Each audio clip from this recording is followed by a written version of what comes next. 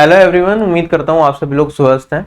आज के इस सेशन में हम जो लाइव टेस्ट 3 हुआ था एसएससी सीजीएल 2024 के लिए उसका एनालिसिस करेंगे और सारी चीजें डिस्कस करेंगे। साथ में एंड में वीडियो के मैं सारे के सारे मैथ्स के क्वेश्चंस भी आपको अच्छे तरीके से सॉल्व कराऊंगा, जिससे कि जिन लोगों को मैथ्स में दिक्कत है वो समझ पाए एक्चुअली क्वेश्चंस किस तरीके से आपको एग्जाम में सॉल्व करने हैं। ठीक है, तो ओवरऑल कितना स्कोर आप लोगों का आया कमेंट सेक्शन में भी कमेंट करके जरूर बताइएगा। जो मॉक टेस्ट का लेवल है इस बार हमने डिफिकल्ट रखा था। अब देखो, डिफिकल्ट मॉक टेस्ट रखने का एक रीजन ये रहता है हमारे पास कि एसएससी सीजीएल में अगर आप 2018, 19, 20, 21 के पेपर्स देखेंगे टीयर 1 के, तो कई बार पेपर का लेवल बहुत डिफिकल्ट भी रहा है टीयर 1 में। कुछ शिफ्ट का लेवल बहुत ईजी, कुछ का मॉडरेट, और कुछ शिफ्ट ऐसी भी हैं जिनका लेवल बहुत अच्छा रहा है, जिसमें एक जिसकी तैयारी अच्छी है एस्पिरेंट की, उसे 140 नंबर लाने में भी जान निकल जाती है। और हो सकता है एग्जाम में भी आपके साथ ऐसा आ जाए। होता क्या है ना कि जिन लोगों की तैयारी ठीक ठाक होती है उनका क्या सिस्टम रहता है, इजी मौका आया तो वो बहुत अच्छा परफॉर्म करते हैं, स्कोर बहुत अच्छा चला जाता है, 160 तक चला गया। ठीक है, मॉडरेट टेस्ट आया तो 140 तक रह गया। लेकिन कई बार डिफिकल्ट मौका आता है ना, वो टाइम को मैनेज नहीं कर पाते, जिसकी वजह से स्कोर बहुत ज्यादा डिप हो जाता है। ठीक है, तो वहां पे मॉक टेस्ट अटेम्प्ट करने का तरीका आपका काफी ज्यादा मैटर करता है। डिफिकल्ट पेपर में भी बहुत क्वेश्चन ऐसे होते हैं जो कम टाइम में सोल्व किए जा सकते हैं अगर आप उन क्वेश्चन पे स्टक ना हो। तो आपको हमेशा इस चीज का ध्यान रखना चाहिए अटेम्प्ट करते टाइम कि जो आपका पैटर्न है, किस तरीके से आपको मॉक अटेम्प्ट करना है, वो जरूर मैटर करेगा। 100 के 100 क्वेश्चंस आप देख पाए एक बार या ना देख पाए। ऐसा तो नहीं हुआ कि लास्ट सेक्शन पे आप पहुंचे और पता चला कि 10 क्वेश्चन देखे और टाइम अप हो गया, राइट। तो आपको हर तरीके के मॉक्स की प्रैक्टिस करनी चाहिए। ठीक है, आप अलग अलग प्लेटफॉर्म पे लगाते हैं। इस बार सीजीएल 2022 टीयर 2 में, 2023 टीयर 2 में क्या हुआ, ठीक है, हमने जो टीयर आरबी पे मॉक्स दिए थे टीयर 2 के, उनका लेवल अच्छा रखा था। ठीक है, एग्जाम में आया, एग्जाम का जो पेपर का लेवल था मैथ्स का वो मॉडरेट के आसपास था। मॉडरेट से थोड़ा बेटर कहना चाहो तो वो भी कह सकते हैं कुछ लोग। उन्होंने क्यों इसे मुश्किल बताया, क्योंकि वो हमेशा इजी इजी मॉक्स देके जा रहे थे। ठीक है, आरबी के मॉक लिमिटेड लोगों ने किए थे, क्योंकि फ्री मॉक्स हमने की नहीं थी, पेड टेस्ट सीरीज थी, लिमिटेड लोगों ने वहां पर उस टाइम पे परचेज करी थी। ठीक है, तो उन्हें आदत पड़ गई कि अलग अलग प्लेटफॉर्म से जाके मॉक्स दे रहे हैं, वो बहुत इजी इजी पेपर बना रहे हैं टीयर 2 का मैथ्स का 2022 को ध्यान में रखते हुए या टीयर 1 के पेपर को ध्यान में रखते हुए। और जब एग्जाम आया तो बहुत ब्लंडर कर दिया बच्चों ने, क्योंकि उन्होंने टीयर 2 के टाइम पे मैथ्स पढ़ी ही नहीं। तो आपको इन चीज का ध्यान रखना पड़ेगा कि अगर मुश्किल पेपर आ गया तो भी आप एक डिसेंट स्कोर ले पाए। और उस टाइम पे जब पेपर का लेवल डिफिकल्ट होता है तो आपका जो स्कोर है वो इतना ज्यादा मैटर नहीं करता। आपको परसेंटाइल देखनी है कि बाकी बच्चों के कंपैरिजन में आप कितना बेहतर परफॉर्म कर रहे हैं, उससे ही आपको एग्जैक्ट एनालिसिस मिलेगा। बहुत सारे बच्चों की मेरे पास कमेंट है, सर एक मॉक दिया था, पिछले वाला मॉक दिया था उसमें 150 आए थे, ये वाला मॉक दिया इसमें 125 ही रह गए। ठीक है, वो इस वजह से क्योंकि इस बार टाइम मैनेज नहीं हो पाया, लेवल थोड़ा सा बढ़ गया। अगर आप देखोगे इस बार एसएससी सीजीएल के टाइम तक तो मोस्ट प्रोबेबली वेंडर चेंज हो ही जाएगा एसएससी का। ठीक है, वो कैसे पेपर बनाएगा हमें नहीं पता, हो सकता है इजी बना दे, हो सकता है डिफिकल्ट बना दे। हमें दोनों तरह के पेपर्स के लिए रेडी रहना पड़ेगा। ठीक है, अगर आप सिर्फ इजी इजी टेस्ट देते रहेंगे तो आप में कोई इंप्रूवमेंट नहीं दिखेगी। आपको ये तो लगेगा स्कोर अच्छा रहा, लेकिन एग्जाम डे वाले दिन मुश्किल आ गया तो हो जाएगा ब्लंडर। अगर हम देखें क्या कहते हैं आईबीएससीआईओ का पेपर 2020 का पेपर का लेवल देखो, बहुत इजी पेपर था। 2023 का पेपर का लेवल देखो, उससे 4 गुना ज्यादा डिफिकल्ट पेपर का लेवल था।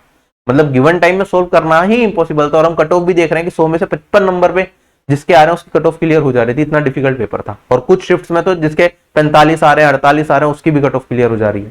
ठीक है, और कैटेगरी में जाओ, एससी एसटी कैटेगरी में तो कुछ शिफ्ट में तो 40 पे 100 में से कट ऑफ क्लियर हो जाती है, जबकि सिर्फ 10,000 एस्पिरेंट्स से जो टीयर 1 को क्वालिफाई करेंगे, और एग्जाम देने वाले लगभग 7 से 8 लाख लोग थे जिन्होंने फॉर्म भरा होगा मेरे हिसाब से, या जो भी इंफॉर्मेशन है। तो आप इस चीज का ध्यान रखिए कि पेपर का लेवल कैसा भी आ सकता है, आपको डिफिकल्ट, इजी, मॉडरेट, आपको नहीं पता एग्जाम कौन से डे पड़ेगा, आपका पेपर कैसा आएगा। तो आपको अपना माइंड मेंटेन करके रखना है। अब जब आप मॉक देते जाएं, कुछ भी ये सोच के ना चले कि पेपर का लेवल ऐसा ही आएगा, वेरी करेगा। इस बार डिफिकल्ट दिया, हो सकता है मैं अगली बार पेपर का लेवल आपको इजी दे दूं, हो सकता है उससे अगली बार मॉडरेट दे दूं। जनरली हम मॉडरेट की लाइन में रखते हैं, मॉडरेट या फिर मॉडरेट से बेटर। बट ऐसा भी हो सकता है कि बीच में किसी दिन आसान पेपर डाल दूं या किसी दिन बहुत डिफिकल्ट पेपर डाल दूं। तो you have to be ready for all these things. ठीक, और इसके बारे में बाकी हमारी पेड टेस्ट सीरीज तो आप परचेज कर ही सकते हैं, उसमें ज्यादातर मोस्ट टेस्ट का लेवल हमने मॉडरेट रखा है। ठीक है, मॉडरेट माइनस या मॉडरेट प्लस मिलेगा टीयर 1 का, और टीयर 2 का जो मॉक्स है उनका लेवल भी हमने मॉडरेट प्लस ही रखा है, जिससे कि बहुत इजी क्वेश्चन ऐसा ना हो कि आप आए और करते चले जाए। ठीक है, आपको मेहनत लगेगी, सीखने को भी बहुत कुछ मिलेगा। बाकी जो फ्री लाइव टेस्ट होता है ये आपको आरबी की वेबसाइट पे फ्री मिल जाएगा। फ्री टेस्ट में जाएंगे, पहला फोल्डर है, उसके अंदर टेस्ट दिखता है। 3 टेस्ट अब तक ऑलरेडी कंडक्ट कराए जा चुके हैं। ठीक है, इसमें आपको सारी चीजें दिखती हैं कि आपका स्कोर क्या है, रैंक कितनी बन रही है। ठीक है, टॉपर का स्कोर कितना बना और आपका कितना बना। जो टॉपर रहे इस बार उनका स्कोर 182.5 आया। ठीक है, एवरेज जो स्कोर रहा हमारा 99.5 रहा, जो अब तक के तीनों मॉक्स का लोएस्ट है। ठीक है, मैं अभी तीनों मॉक्स को भी कंपेयर करके आपको दिखाऊंगा। ठीक है, और आगे बढ़ते हैं। जो मीडियन स्कोर है, मीडियन भी एक अच्छा मैट्रिक है। मीडियन स्कोर जो है इस बार हमारा 106 रहा इस पर्टिकुलर मॉक में, मतलब 50% से ज्यादा बच्चे जो है 106 से ज्यादा लेके आए जिन्होंने टेस्ट दिया, 50% से कम इधर। अगर हम आगे देखते हैं तो जो टॉपर है उसका एनालिसिस देख सकते हैं आप कि जो रैंक 1 आया उनका स्कोर इतना है। ठीक है, एक्यूरेसी कितनी थी उनकी, 93% थी। कुछ लोग एक्यूरेसी के पीछे भागते हैं, सर 100% एक्यूरेसी रखूंगा मैं, एक भी क्वेश्चन ऐसा नहीं टिक करूंगा जिसमें 2 ऑप्शंस में डाउट है। ऐसा मत कीजिए, कुछ और क्वेश्चन आपके गलत हो ही सकते हैं, तो एक्यूरेसी के हिसाब से मत जाइए। और इंडिविजुअल सेक्शन में क्या क्या स्कोर आया आप इनका यहाँ पे देख सकते हैं। जनरल अवेयरनेस में जो इनका स्कोर है काफी अच्छा है। बाकी अगर मैं ओवरऑल बात करता हूं तो आपकी परसेंटाइल मैटर करेगी। मैंने आपको मार्क्स के बेसिस पे तो आपको पता चल ही जाएगा कि क्या स्कोर चल रहा है। जैसे यहाँ पे आप देखेंगे कि 180 से ज्यादा अगर आपके मार्क्स है तो रैंक 1 चल रही होगी, 170 से ज्यादा है तो आपकी रैंक 7 चल रही होगी, 165 से ज्यादा है 25 चल रही होगी, और जो जिनके 160 से ज्यादा है उनकी 56 के आसपास चल रही होगी। जिनका इस पर्टिकुलर मॉक के अंदर 160 से ज्यादा स्कोर आया है वो बहुत अच्छी रैंक लेके जाएंगे एसएससी सीजीएल से, ये मान के चलो। आपकी प्रिपरेशन का लेवल बहुत ज्यादा अच्छा है। और अगर इस मॉक में अगर मैं बात करूं एक डिसेंट स्कोर क्या हो सकता है, अगर कोई एस्पिरेंट 130 प्लस आया है it will be considered a good score. अगर आप एग्जाम में इतना ले आते हैं इस तरह के पेपर में तो आप ये मान के चलिए टियर 1 आपको क्वालिफाई हो जाएगा। ठीक है, इतना नंबर 130 आ गया इस तरह के मॉक में तो टियर 1 क्वालिफाई हो रहा है, जबकि कट ऑफ 150 गई थी पिछली बार। अगर ये पेपर दे देता उस दिन में तो 130 नंबर जिसके आ गए वो कट ऑफ क्लियर कर जाता, नॉर्मलाइजेशन में 20 नंबर आराम से बढ़ जाते। ठीक है, और इवन 125 प्लस पे भी चांसेस है, 125 plus score is also good in this mock. 130 को आप वो मान के चलें कि 130 प्लस आ गया तो बेस्ट है। ठीक है, ये सारा डेटा है। टोटल जो लोगों ने ये मॉक दिया था ये 0 मार्क्स है, कुछ लोगों का 0 से भी नीचे था। ठीक है, तो हो सकता है उन्होंने 2-4 क्वेश्चन अटेम्प्ट करे फिर छोड़ दिया हो या जो भी है। तो टोटल 26,200 के आसपास बच्चों ने ये वाला मॉक दिया था। ठीक है, 125 से 130 एक अच्छा स्कोर माना जाएगा, उससे ज्यादा है तो बहुत अच्छे। ये टॉप 15 रैंक होल्डर्स है जिनका मार्क्स है। आप देखेंगे जैसे हम टॉप 15 पे जा रहे हैं तो 182 से जो 15th रैंक पे एस्पिरेंट आ रहे हैं उनका स्कोर 167.5 है। यहाँ पे एक रैंक पे सिर्फ एक ही बच्चा आ रहा है टेस्ट के अंदर। तो जब आप बहुत ज्यादा हाई कर पाना इस तरह के मॉक में पॉसिबल नहीं होता है। ठीक है, तो आप ये ना सोचे कि हर मॉक में आपका एवरेज में चलो आप प्रीवियस ईयर दे रहे हैं 160 170 आएगा और एग्जाम डे वाले दिन आप जाएंगे तो उस दिन भी 170 ही मार के आ जाएंगे। आप वेरी कर सकते हैं चीजें। अगर पेपर मुश्किल आ गया और आप उस तरह के पेपर के लिए रेडी नहीं, पता चला 140 आ गए, तो you have to be ready for everything. यही चीज आपको मॉक्स में सीखने को मिलती है। बाकी काफी लोगों की क्वेरी रहती है टेस्ट टाइम। कुछ बच्चे कहते हैं सर स्कोर का ऑप्शन नहीं आ रहा, मैं टेस्ट दे रहा हूं, मतलब नेक्स्ट पे क्लिक नहीं कर पा रहे, टेस्ट नहीं दे पा रहे, तो आपको स्कोर थोड़ा सा और करना था तो आपको वो ऑप्शन दिख जाता। ठीक है, ऐसी छोटी छोटी क्वेरीज कई बार एस्पिरेंट्स की आती है हमारे पास। तो आप टेलीग्राम चैनल अगर आपने ज्वाइन नहीं किया है ना, प्लीज इसे ज्वाइन कर लीजिए। जो भी इंफॉर्मेशन होती है, अब मैं हर चीज के लिए एक वीडियो नहीं बना सकता, मैं साथ के साथ वहां पे मैसेज डाल देता हूं, आपकी क्वेरीज का अगर सोल्यूशन होता है साथ साथ बता देता हूं, कोई दिक्कत होती है टेस्ट में वो भी बता देता हूं। ठीक है, तो ये था। इस बार हमने डबल अटेम्प्ट का ऑप्शन नहीं दिया था, एक बार की में ही आपको अटेम्प्ट करना था। तो आप ध्यान रखिए जब भी आप टेस्ट दें, ठीक है, उस 1 घंटे को फ्री रखिए। ठीक है, कि ये ना हो कि उस 1 घंटे के बीच में कहीं बाहर चले गए या कुछ और चीजें भी कर रहे हैं। वो टाइम होना चाहिए जहां पे आपको कोई भी डिस्टर्ब ना करे, क्योंकि एग्जाम में जब आप 1 घंटा बैठेंगे ये नहीं होगा कि बीच में आप टेस्ट को पोज कर लोगे, बीच में कुछ और करने चले जाओगे। नहीं, आप टेस्ट दे रहे हैं, 1 सिटिंग में टेस्ट दें और कोशिश करें जो भी टेस्ट आप दें डेस्कटॉप पे दें। एक दूसरी क्वेरी बच्चों की क्या रहती है, सर बहुत ज्यादा स्मूथली क्वेश्चंस नहीं दिख रहे या फिर ऐसी कुछ चीजें हो रही है। देखो, जब आप एग्जाम देने जाओगे ना तो इंटरफेस आपको ऐसे ही मिलेगा जैसा हम टेस्ट में दे रहे हैं। ठीक है, तो आप इंटरफेस के लिए रेडी रहो इस तरह के टेस्ट के लिए। इंटरफेस और भी बहुत बेहतरीन बनाया जा सकता है, ठीक है, अटेम्प्ट करते टाइम के लिए, लेकिन जब एग्जाम में आपको अलग तरह का इंटरफेस मिलेगा फिर आपको दिक्कत आएगी। राइट, तो इस चीज का ध्यान रखो। दूसरी चीज, कई बार क्वेश्चन का साइज कुछ बच्चों ने कहा कि सर छोटा दिख रहा है, क्योंकि उसके लिए मैं मानता हूं कि हाँ ये हो सकता है टेक्निकल इश्यूज की वजह से कई बार थोड़ा छोटा दिख रहा हो या कुछ, उसके लिए आपको ऑप्शन दिया गया है। मोबाइल एप्लीकेशन पे दे रहे हो तो क्वेश्चन का साइज ठीक दिखेगा। अगर आप वेबसाइट पे दे रहे हैं आपको छोटा या बड़ा दिख रहा है तो कंट्रोल प्लस करके आप जूम कर सकते हैं। ये ऑप्शन आपको एग्जाम में नहीं मिलता लेकिन यहां पे आपको मिल जाएगा। और कंट्रोल माइनस करके आप जूम आउट कर सकते हैं, मतलब क्वेश्चन को छोटा कर सकते हैं अगर आपको ज्यादा बड़ा लग रहा है तो। ठीक है, और टेलीग्राम चैनल जरूर ज्वाइन करें, @RB_ सर्च करेंगे तो आपको टेलीग्राम चैनल मिल जाएगा आरबी का ऑफिशियल। वहां पे एसएससी के सारे प्रीवियस ईयर पेपर, सारी इंफॉर्मेशन आपको एक साथ मिल जाती है। अच्छा, अब जो आरबी का लाइव टेस्ट 1 हुआ था, देखो उसमें एवरेज स्कोर क्या चल रहा था, 104। ठीक है, इसमें भी आप देखेंगे, इससे भी जो आज का इस बार का टेस्ट था उसमें 5 नंबर एस्पिरेंट्स के कम आ रहे हैं, एवरेज में 99.5 के आसपास चल रहा है एवरेज स्कोर। ठीक है, तो ये हमारे पास जो लोगों का डेटा था वो 12,000 कुछ लोगों ने दिया था कुछ इस तरीके से। आज का टेस्ट 26,000 ने दिया था, लाइव टेस्ट 2 भी 26,000 एस्पिरेंट्स ने लगभग दिया था। उसके अंदर जो स्कोर था वो कुछ इस तरीके से था। ये वाला मॉक का लेवल मॉडरेट के आसपास रखा गया था थोड़ा, तो इसमें एवरेज स्कोर 111 के पास चला गया था। पहले वाला मॉक का लेवल भी अच्छा था और आज के मॉक का लेवल और ज्यादा अच्छा था। ठीक है, तो अच्छे लेवल के टेस्ट देने की भी आपको प्रैक्टिस करनी है। ठीक है, इजी तो आपको हर जगह मिल ही रहे हैं टेस्ट, प्रीवियस ईयर दोगे तो वो भी आपको 2022 और 23 के देखोगे तो इजी दिखेंगे। ठीक, बाकी प्रीवियस ईयर पेपर्स भी आरबी की वेबसाइट पर डाले गए, आप टेस्ट फॉर्म में दे सकते हैं। स्टार्टिंग के कुछ टेस्ट का सॉल्यूशन भी हमने ऐड किया हुआ है, बाकी अदर वेबसाइट पे देना चाहें तो वहां पे भी ट्राई कर सकते हैं। तो this is how all these things are. हमेशा अपना क्या करिए, अपना परसेंटाइल देखा करिए कि परसेंटाइल आपका कितना बन रहा है। ठीक है, मॉक्स के अंदर 1-2 क्वेश्चंस गलत भी हो सकते हैं, और एग्जाम जब आप देने जाते हैं एग्जाम के अंदर भी 1-2 क्वेश्चंस गलत होते हैं। तो इस चीज को कभी भी ये मत सोचिए यार ये टेस्ट सही नहीं बना या कुछ नहीं हुआ। एग्जाम देने जाओगे वहां पे भी 1-2 क्वेश्चन आपको गलत मिलेंगे। तो उस चीज के लिए भी आपको रेडी रहना है कि अगर कोई क्वेश्चन आपको लगता है गलत है, 2 बार सोल्व करने के बाद भी आंसर नहीं आ रहा, छोड़ के चले जाओ। ठीक है, एग्जाम में उस तरह के क्वेश्चन में सबको पूरे मार्क्स मिलते हैं। यहाँ पे तो हमारे पास ऐसा कोई फीचर नहीं है, लेकिन एग्जाम के अंदर आपको वहां पे पूरे मार्क्स मिलेंगे। तो आपको अगर कोई क्वेश्चन लगता है कि हाँ टेस्ट के अंदर रोंग है और बाद में आपने देखा सॉल्यूशन में आपको समझ आया रोंग है, तो अपने एक्चुअली खुद ही एनालिसिस कर लो कि उसके अंदर वो मार्क्स आप अपने बढ़ा के चलो कि हाँ आपका स्कोर इतना आया है। ठीक है, इसमें ये नहीं होना कि डिमोटिवेट हो गए बैठ गए कि नहीं ये गलती हो गई वो गलती हो गई, गलत क्वेश्चन दे दिया इस वजह से मेरा सारा अटेम्प्ट ही खराब हो गया। एग्जाम में भी गलत क्वेश्चंस आपको मिलेंगे। ठीक है, तो बी रेडी फॉर दैट। ठीक है, हर मॉक में एक ना एक क्वेश्चन तो वैसे भी हम लोग रखेंगे ही रखेंगे। बाकी फ्री क्लासेस के लिए आप आरबी की प्लेलिस्ट देख सकते हैं, ये सारी की सारी प्लेलिस्ट आप देख सकते हैं। और अब मैं आपको मैथ्स के क्वेश्चन सोल्व कराता हूं जो भी टेस्ट में पूछे गए थे। एक रीजनिंग का क्वेश्चन था टेस्ट में, जिसके अंदर जो चीज पूछी गई थी उसमें कुछ सिंबल्स मिसिंग आ रहे थे, एक ये दिक्कत थी। एक मैथ्स के अंदर हिंदी में जिन्होंने टेस्ट किया था तो उसमें कैंडल वाला क्वेश्चन था, उसके हिंदी ट्रांसलेशन में डिजिट थोड़ी सी अलग आ रही थी। ये 2 क्वेश्चंस में इशू मिला है हमें। ठीक है, बाकी कोशिश करिए 2024 में अच्छी वैकेंसी है, जितना हो पाए उतनी प्रिपरेशन करिए। बाकी आगे की प्रिपरेशन अगर नहीं होता है टियर 1 तो अगले साल की प्रिपरेशन में आप साथ के साथ लग जाइएगा। अगर मैं इस मैथ्स टेस्ट की बात करूं तो ओवरऑल इसका जो टेस्ट का लेवल था वो मॉडरेट प्लस था, मतलब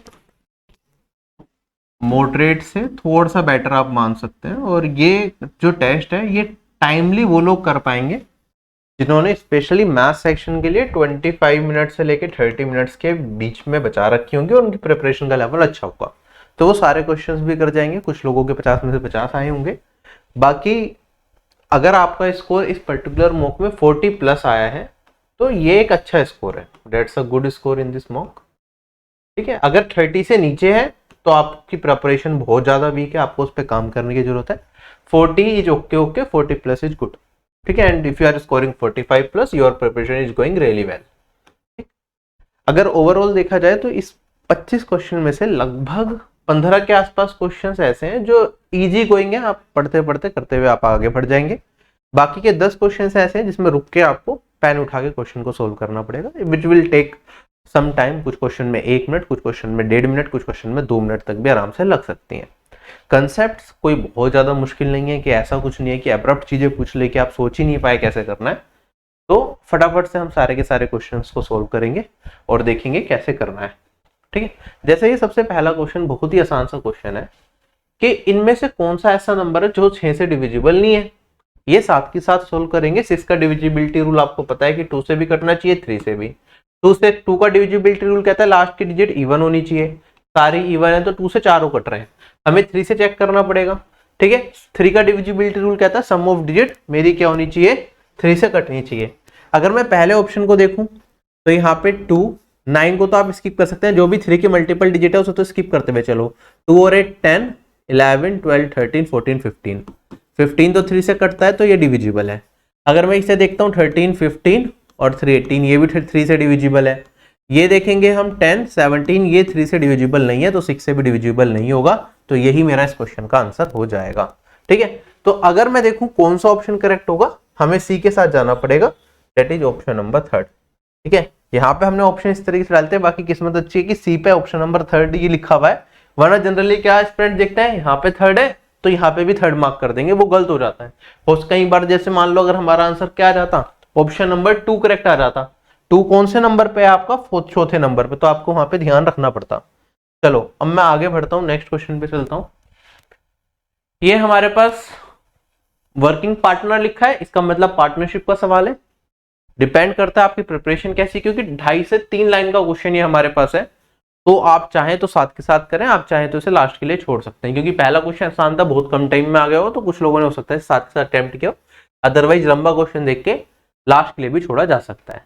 कहता है ए एक वर्किंग पार्टनर है और बी स्लीपिंग पार्टनर है एक बिजनेस में। ए ने 20,000 इन्वेस्ट करें, बी ने 40,000 इन्वेस्ट करें। ए को प्रॉफिट का 20% मिलता है बिजनेस को संभालने के लिए, और बाकी जो प्रॉफिट है वो दोनों की कैपिटल के रेशियो में बढ़ जाता है। तो बी को कितना प्रॉफिट मिलेगा 9,000 रुपीज में से, आपको ये बताना है। अच्छा, तो आप इसे डायरेक्टली भी कर सकते हैं, अगर सिंगल लाइन मेथड से आपको करना है। आप कहोगे सर 9,000 रुपीज है, ये प्रॉफिट है, हमें बी का प्रॉफिट बताना है। 20% प्रॉफिट तो ए को, क्योंकि वर्किंग पार्टनर उस वजह से मिल जाएगा, तो बचेगा कितना मेरे पास? 80% बचेगा इसका। 80% को भी अगर आप लिखना चाहो तो मेरे पास बचा 4/5। आगे बढ़ते हैं। अब आगे कहता है, क्योंकि ए और बी को इन्वेस्टमेंट के हिसाब से पैसा बटना है, ए की 20,000 है, बी की 40,000 है, तो क्या मैं कह सकता हूं इनकी इन्वेस्टमेंट का रेशियो 1:2 आ जाएगा। ठीक है, तो टोटल कितना हो गया? 3 हो गया। बी को कितना मिलेगा? 2 मिलेगा। तो डायरेक्टली यहां से मैं बी का प्रॉफिट बता सकता हूं कि क्या होगा। क्वेश्चन खत्म हो चुका है। यहां पे आप काटेंगे, ये हो जाएगा 15, 15 6 जा 4 2 जा 8, 8 6 जा 48, तो 4800। This is my answer. Clear? छोटा सा सॉल्यूशन था इसका, वरना आप बेसिक से करना चाहते तो ए और बी का पहले आप रेशियो निकालते, फिर आप कहते सर ये 1:2 है, फिर प्रॉफिट को बांटते। किसी भी तरीके से आप कर सकते हैं। नेक्स्ट क्वेश्चन हमारे पास देखो, 1.5 लाइन का क्वेश्चन है, साथ के साथ करते हुए चलेंगे। कहता है कि 2 राइट सर्कुलर कोन्स हैं जिनकी हाइट का रेशियो हमें दे रखा है 3:5, पेरीमीटर ऑफ बेस इसका रेशियो दे रखा है 5:3, और हमें वॉल्यूम का रेशियो बताना है। पेरीमीटर ऑफ बेस क्या होता है कोन का? 2πr होता है। अगर कोन 1 को r1 मान लो तो दूसरे का 2πr2 होगा। आप देखेंगे ये कुछ और नहीं है, रेडियस का रेशियो ही ये रिप्रेजेंट करता है। वो मुझे कितना दे रखा है? 5:3 दे रखा है। ऐसे ही हाइट का रेशियो मुझे क्या दे रखा है? ये दे रखा है 3:5। हमें बताना है इनकी वॉल्यूम का रेशियो। वॉल्यूम ऑफ कोन क्या होता है? ये होता है मेरे पास π/3 r²h, यही होता है। तो यहां पे r1 और h1 कर दिया, इधर भी क्या आएगा? π/3 r²h।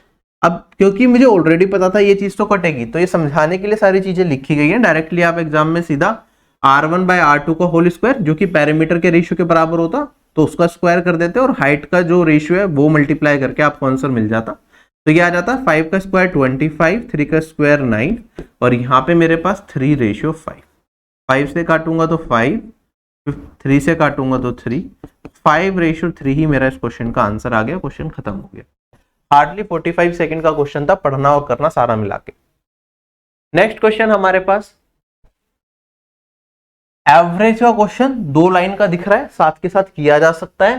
कहता है कि मेरे पास ग्रुप ए और ग्रुप बी का जो एवरेज वेट है वो 16 kg और 32 kg दे रखा है। जो लोग हैं ग्रुप ए और ग्रुप बी में वो 2:3 में हमें दे रखे हैं, तो हमें कंबाइंड एवरेज बताना है। एक तरीका तो है वेटेड एवरेज का फॉर्मूला लगा दो। वो क्या होता है? a1n1 plus a2n2 divided by n1 plus n2। हमें पता है n1 n2 क्या है, इनका रेशियो एक्चुअली में मैटर करता है, तो एग्जैक्ट वैल्यू से हम निकाल सकते हैं। तो आप कहेंगे सर 16 इंटू 2 प्लस 32 इंटू में 3 डिवाइडेड बाय 2 प्लस 3, 96 और 32, ये वाली वैल्यू मेरे पास आ जाएगी 128, और डिवाइडेड बाय मेरे पास यहाँ पे 5, ये कितना हो जाएगा मेरे पास 25.6। क्वेश्चन खत्म हो गया मेरा। ये हो गया बेसिक, वरना आप डेविएशन मेथड से भी इस क्वेश्चन को कर सकते हैं। डेविएशन मेथड से कैसे करूंगा? एवरेज वेट पहले 16 है, फिर 32 है मेरे पास, नंबर ऑफ मेंबर्स क्या है 2:3। तो अगर मैं मीन को क्या मान लू, अपना एज्यूम्ड मीन 16 मान लू, तो मेरा डेविएशन यहाँ पे कितने का? 0 का। ठीक है, यहाँ पे डेविएशन कितना आएगा 32 है तो प्लस 16 का डेविएशन आएगा। सम ऑफ डेविएशन कितना हो जाएगा 2 इंटू 0 0, 3 इंटू 16 48। 48 का टोटल डेविएशन निकल के आया, कितना में बटेगा 2 प्लस 3 5 में बटेगा, और इसे हम ऐड कर देंगे कितने एज्यूम्ड मीन के अंदर। यहां से भी ये 5 से काटना है, या तो आप पूरा डिवाइड कर दो वरना ऊपर नीचे 2 से मल्टीप्लाई कर दो। तो 96 डिवाइडेड बाय 10 9.6, 16 में 9.6 जोड़ूंगा तो मेरे पास 25 पॉइंट्स। ये मेरा क्वेश्चन का आंसर आ गया। तो डेविएशन से कर सकते हैं, ये सिंपल क्वेश्चन था, दोनों से हो सकता था। अगर मुश्किल वैल्यूज होती तो हम डेविएशन को ही यूज करते। ठीक, चले आगे। 5वां क्वेश्चन x प्लस 1/x 7√2 दे रखा है, x की पावर 6 माइनस 1/x की पावर 6 पूछा है। अब ये आपके ऊपर है, क्योंकि ऑप्शंस भी देखो थोड़े बड़े बड़े से मुझे दिख रहे हैं। ठीक, आप चाहें तो इसे साथ के साथ करें, आप चाहें तो इसे लास्ट के लिए भी छोड़ सकते हैं। अगर x की पावर 6 माइनस 1/x की पावर 6 निकालना है तो आपको समझ आ गया होगा कि ये क्या हो जाएगा, x cube plus 1/x cube into में x cube minus 1/x cube. a plus b a minus b क्या होता है, a square minus b square, वही फॉर्मूला लगेगा। अब x प्लस 1/x से x cube plus 1/x cube तो मैं डायरेक्टली निकाल सकता हूँ।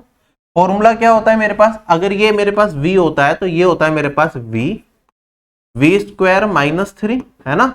तो मैं पुट कर दूंगा, मैं कहूंगा 7√2 इंटू में v स्क्वायर माइनस 3, इसका स्क्वायर करूंगा 49 इंटू 2 98 माइनस 3 डेट इज 95। क्या यही वैल्यू आ जाएगी। अब इनटू में x cube minus 1/x cube चाहिए, तो उसके लिए मुझे क्या चाहिए, मुझे उसके लिए चाहिए x माइनस 1/x। और ये किसके बराबर होता है, ये बराबर होता है प्लस माइनस में अंडर रूट में। यहां पे मेरे पास वैल्यू आती है जो x प्लस 1/x है, इसका स्क्वायर माइनस में 4। ठीक है, तो 7√2 का होल स्क्वायर और माइनस में ये 4 हो जाएगा। ये तो अभी मैंने निकाला 98 था, 98 माइनस 4 डेट इज 90। अच्छा, अब ये प्लस माइनस में भी आप देखेंगे हमें दे रखा है x ग्रेटर देन 1 है। अगर ये 1 से बड़ा है तो ये वाली वैल्यू 1/x क्या होगी, 1 से छोटी होगी, तो ये हमेशा पॉजिटिव रिजल्ट देगा। तो मेरे पास हमेशा ये पॉजिटिव ही आएगा। क्या इतना पार्ट क्लियर हो गया। ठीक है, अगर x माइनस 1/x इसके बराबर दे रखा है v, तो क्यूब वाला पार्ट होता है मेरे पास v स्क्वायर प्लस 3। क्या ये चीज समझ में आ गई सभी लोगों को। तो मैं पुट करूंगा यहाँ पे, तो यहाँ पे रूट में 94 और इनटू में v स्क्वायर प्लस 3, मतलब 94 प्लस 3 डेट इज 97। क्या ये रिजल्ट आ जाएगा मेरे पास। अब मुझे मल्टीप्लाई करके अपना आंसर बताना है। आप ध्यान दीजिए, 4 ऑप्शन दे रखे हैं, चारों की यूनिट डिजिट अलग है। रूट में सब में 47 है। अब 47 तो दिख नहीं रहा, तो 94 ही मेरा ब्रेक होगा। √2 इंटू रूट 47 के अंदर √2 और √2 को मल्टीप्लाई कर दूं तो क्या बन गया, 2 बन गया। अब यूनिट डिजिट अगर पूरे की निकालूं तो मुझे ज्यादा करने की जरूरत भी नहीं है। आपको दिख रहा है यहाँ पे 5 को 2 से मल्टीप्लाई करूंगा तो यूनिट डिजिट 0 आएगी या नहीं आएगी। तो मेरे पास 4 ऑप्शन में यूनिट डिजिट 0 किसमें, ऑप्शन नंबर ए में। तो ये करेक्ट हो जाएगा, आंसर हो जाएगा 129010 रूट में 47। आई होप सभी लोगों को क्वेश्चन अच्छे तरीके से समझ में आ गया और क्लियर है। ठीक है, अगले सवाल पे अब हम चलते हैं, फटाफट से देखिए।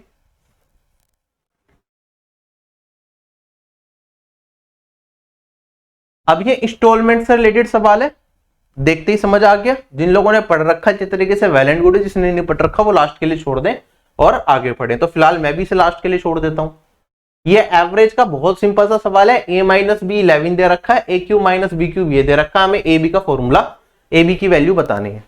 आपको पता है मेरे पास a cube minus B cube होता है a माइनस बी का whole cube plus 3ab a minus B.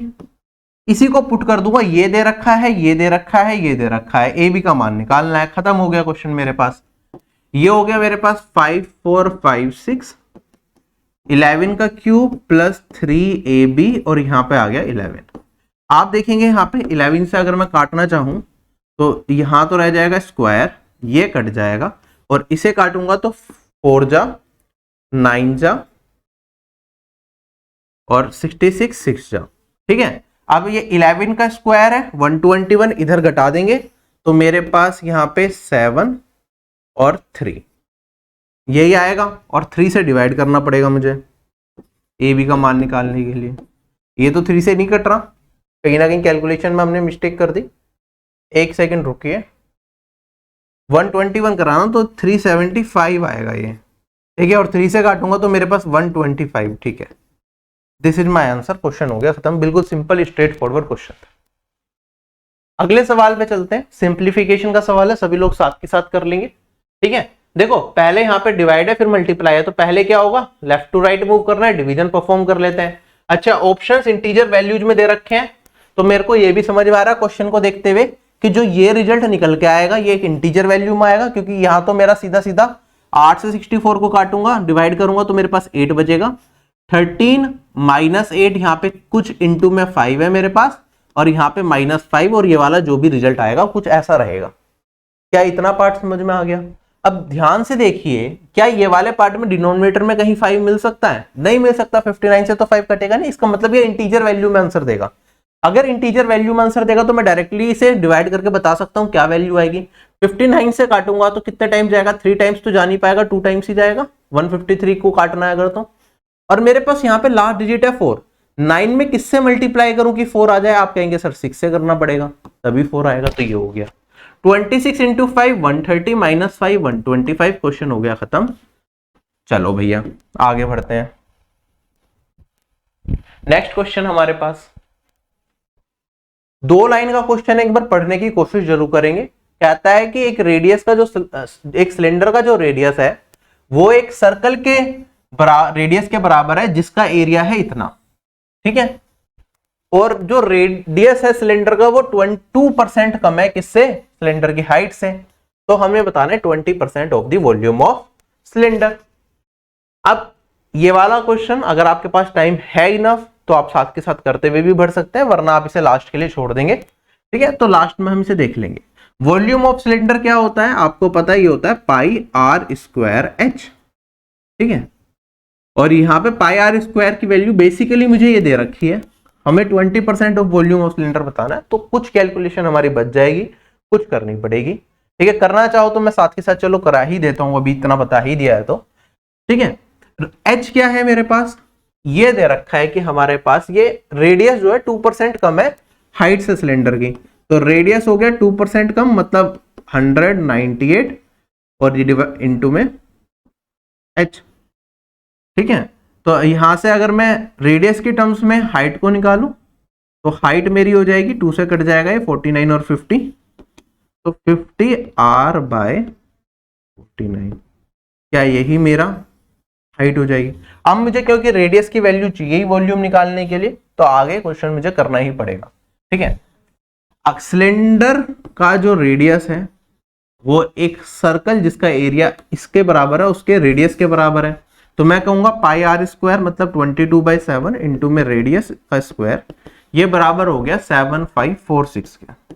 तो यहां से रेडियस का मान निकालेंगे, मेरे पास 22 से अगर मैं काट देता हूं तो 3 जा 66, 94 4 जा 66 3 जा, रेडियस स्क्वायर देखो 343 दिख रहा है, ये क्या होता है 7 क्यूब, और ये 7 मल्टीप्लाई होगा 7 की पावर 4, तो रेडियस हो जाएगा 7 की पावर 2, दैट इज 49। रेडियस आ गया मेरे पास 49। अगर रेडियस 49 है तो आगे का क्वेश्चन सोल्व हो चुका है हमारा।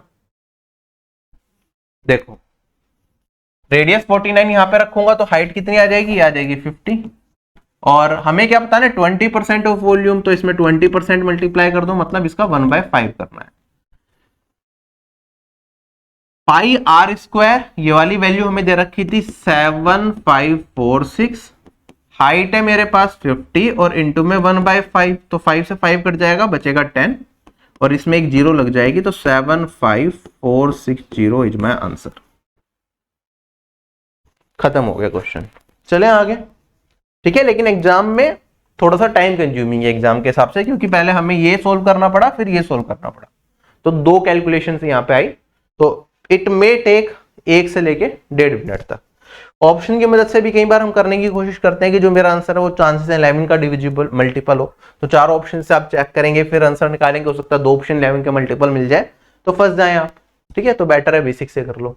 ये क्वेश्चन सभी लोग डायरेक्टली कर सकते हैं, a + 1/a दे रखा है, यहाँ पे ये बताना है, तो a² + 1/a² क्या हो जाएगा, ये तो 12 का स्क्वायर -2 हो जाएगा, डेट इज 144 - 2 142, अब इसमें मुझे क्या करना है, 5/4 करना है, तो पहले 5 से मल्टीप्लाई कर देता हूं इसे, ठीक है। तो मेरे पास यहाँ पे बेसिकली 5 से मल्टीप्लाई करने का मतलब है 2 से मल्टीप्लाई और 2 से डिवाइड, तो यहाँ पे इसे 2 से डिवाइड करूंगा तो 71 आएगा, और यहाँ पे 10 मल्टीप्लाई करा तो 710 आएगा, और ये डिवाइडेड बाय 4 करूंगा 1730 बचा 7.5। दिस इज माई आंसर, ठीक है। बाकी आप ये चीज भी देख सकते थे, करेक्ट टू अच्छा 0.1 डेसिमल तक था तो डायरेक्टली नहीं बता सकते थे, अदरवाइज 4 से डिवाइड करके अगर एग्जैक्ट वैल्यू में आंसर आ रहा होता तो हम कह सकते थे कि यार यहाँ पे 4 से डिवाइड करके क्या रिमाइंडर मिलेगा, लास्ट की 2 डिजिट है 10 को 4 से डिवाइड करूंगा रिमाइंडर मिलेगा 2, तो 2/4 पॉइंट के बाद की वैल्यू हम डायरेक्टली निकाल सकते थे, डेट इज 0.5 आएगी, ठीक है। लेकिन मैं डायरेक्टली क्यों नहीं करा, कई बार क्या होता है कि अप्रोक्सीमेट वैल्यूज भी एग्जामिनर दे देता है, तो यहाँ पे 1 के बाद 7.5 मान लेता उसे अप्रोक्स करके 7 कर दिया या कुछ और कर दिया, तो रिस्क नहीं ले सकते, तो पूरे सोल्व कर लिया, ठीक है। बाकी कई बार हम रिमाइंडर से ये भी चेक कर लेते हैं, जो जिसे डिवाइड करना है इससे डिवाइड करके रिमाइंडर क्या आ रहा है, ठीक है, और रिमाइंडर वो आएगा, उसके बेसिस पे पॉइंट के बाद क्या वैल्यू जाएंगी, उसका आंसर निकल जाता है हमारा। अब ये वाला सवाल है हमारे पास, ठीक है, डायग्राम से रिलेटेड सवाल है, पढ़ना पड़ेगा ये वाली लाइन, फिर ये पढ़ना पड़ेगा, डायग्राम से यूज करके आंसर बताना पड़ेगा, may take some time, last के लिए हम छोड़ सकते हैं, ठीक है। मैं पढ़ भी नहीं रहा इसे, डेड लाइन का क्वेश्चन है, साथ के साथ पढ़ेंगे, करने की कोशिश करेंगे। कहता है distance between the centres of 2 circles is 16 centimetre and the radius of 2 circles are 6 and 7 centimetre. Transverse common tangent की लेंथ बतानी है, तो फॉर्मूला बेस्ड क्वेश्चन है। ट्रांसवर्स कॉमन टेंजेंट की लेंथ होती है जो 2 सर्कल्स के बीच के अंदर का डिस्टेंस होता है उसका स्क्वायर, माइनस में जो उनके रेडियस है उनके सम का स्क्वायर। तो ये हो गया मेरे पास रूट के अंदर 16 स्क्वायर माइनस में 6 + 7 का होल स्क्वायर, तो ये हो गया 13 का स्क्वायर, 16 स्क्वायर माइनस 13 स्क्वायर, तो 16 + 13 दैट इज 29, 16 - 13 दैट इज 3, और ये हो गया √87। क्वेश्चन हो गया खत्म, a² - b² वाली प्रॉपर्टी लगा दी। अगला सवाल हमारे पास, ठीक है, 4 लाइन का क्वेश्चन है, पढ़ने में टाइम लग सकता है तो लास्ट के लिए ही छोड़ेंगे। चलो अगला सवाल हमारे पास ट्रिग्नोमेट्री का 1.5 लाइन का सवाल है, क्या आधी लाइन का सवाल है। 4 sin स्क्वायर है -1 0 के बराबर है, a 0 से 90 के बीच में, 3 sin है -4 sin क्यूब है, ये निकालना है। ये तो देखते ही मुझे समझ में आ गया है किसका फॉर्मूला होता है, sin 3a का फॉर्मूला होता है, हायर ट्रिग्नोमेट्री में पढ़ते हैं, ठीक है। अगर मैं यहां से देखता हूं तो 4 sin स्क्वायर है -1 0 है, तो 4 sin स्क्वायर है, ये 1 आ गया, 4 नीचे आ ला सकते हैं, साइन में क्या आ जाएगा मेरे पास +-1/2, a 0 से 90 के बीच में तो साइन की वैल्यू पॉजिटिव होगी, तो ये +1/2 आएगा। +1/2 कब होता है, जब थीटा मेरा किसके बराबर होता है, 30 डिग्री के, या फिर a मैं कह सकता हूं 30 डिग्री। अगर a 30 है तो साइन 3 × 30 साइन 90, और साइन 90 का मान क्या होता है, 1 होता है। क्वेश्चन हो गया खत्म, ठीक है, क्लियर है। विदाउट पेन करने वाला सवाल था ये, और कुछ नहीं था इसके अंदर। चले आगे, जिसे यहाँ पे ये फॉर्मूला नहीं पता था उसके लिए भी कोई दिक्कत नहीं है, वो यहाँ पे 30 रख दो, पुट कर दो, अपना आंसर निकाल लो। कहता है दिलीप ने 60 आर्टिकल परचेज करे इतने के और उन्हें बेचता है लॉस पे, equal to selling price of 5 articles. तो हमें बताना है सेलिंग प्राइस ऑफ 1 आर्टिकल क्या है। 1.5 लाइन का क्वेश्चन है, बहुत बार का रखा है, साथ के साथ करेंगे। 60 आर्टिकल्स बेच रहा होगा, तो 60 आर्टिकल्स बेचने पे क्या हो रहा है, लॉस हो रहा है, किसके बराबर, 5 आर्टिकल्स के सेलिंग प्राइस के बराबर। तो 5 आर्टिकल का सेलिंग प्राइस के बराबर हो गया लॉस। लॉस किसके बराबर होता है, जब हमारा सेलिंग प्राइस क्या होता है, छोटा होता है कॉस्ट प्राइस से।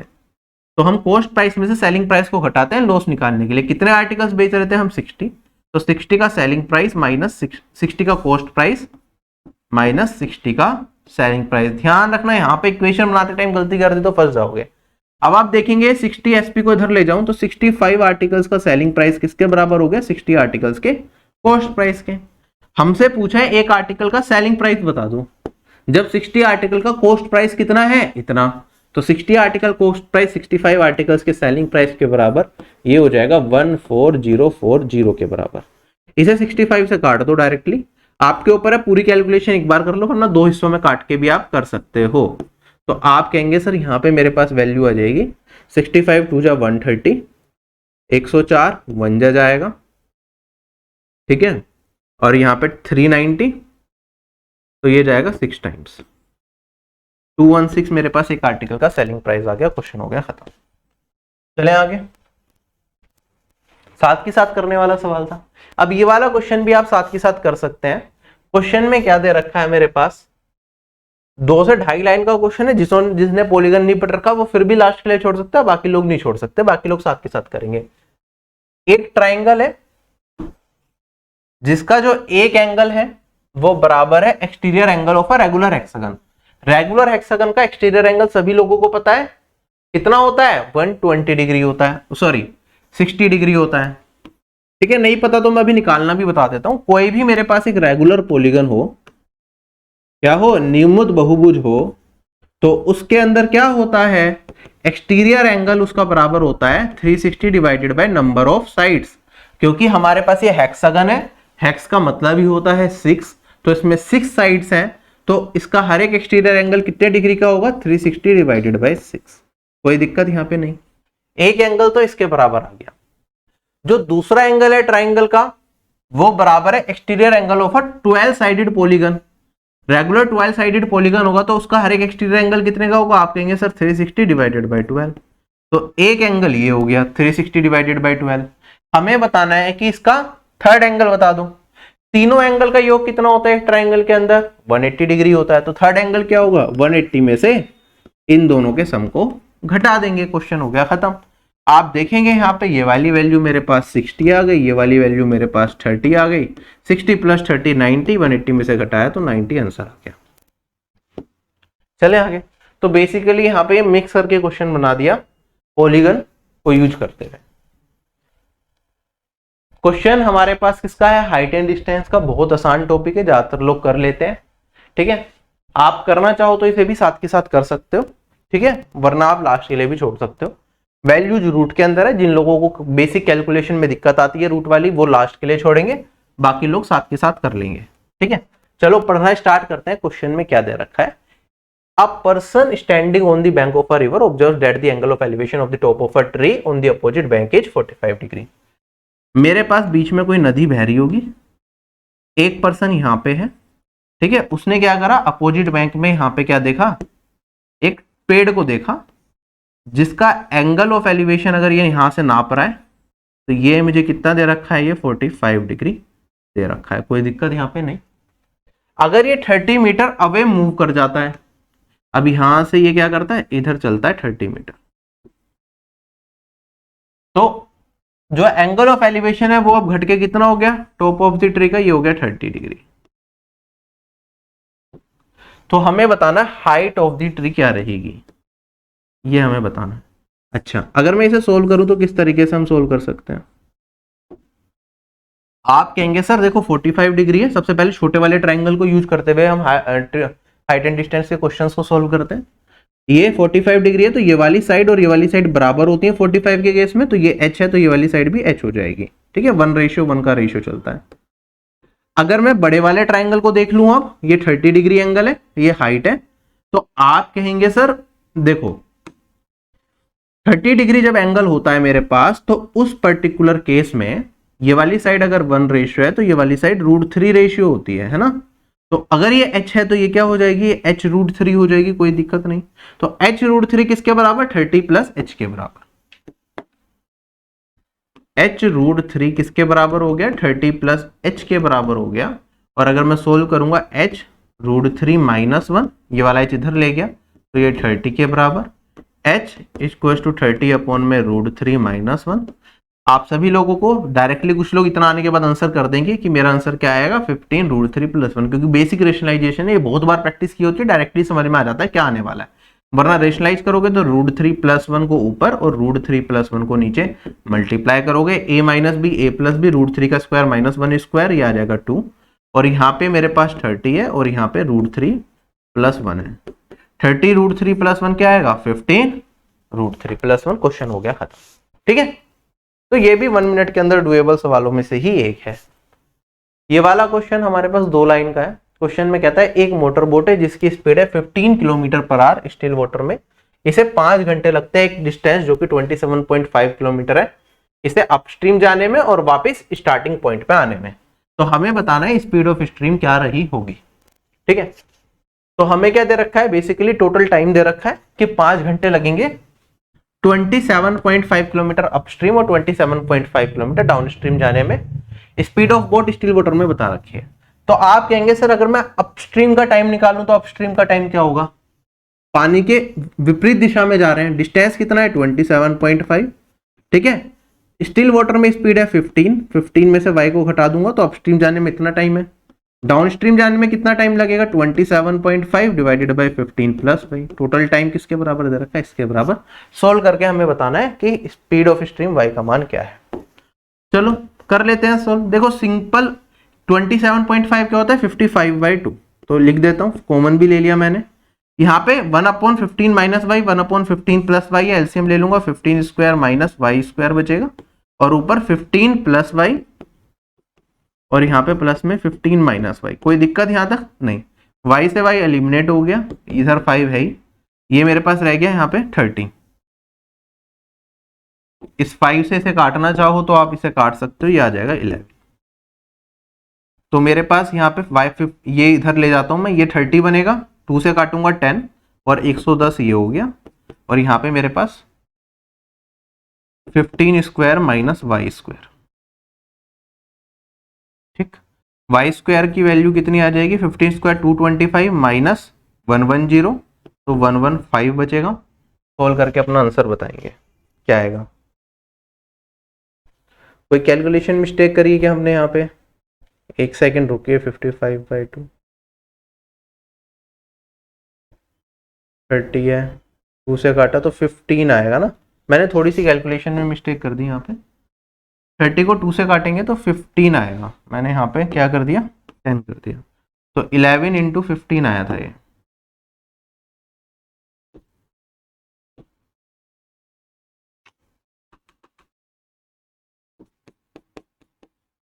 देखो 15 वाई स्क्वायर किसके बराबर हो जाएगा,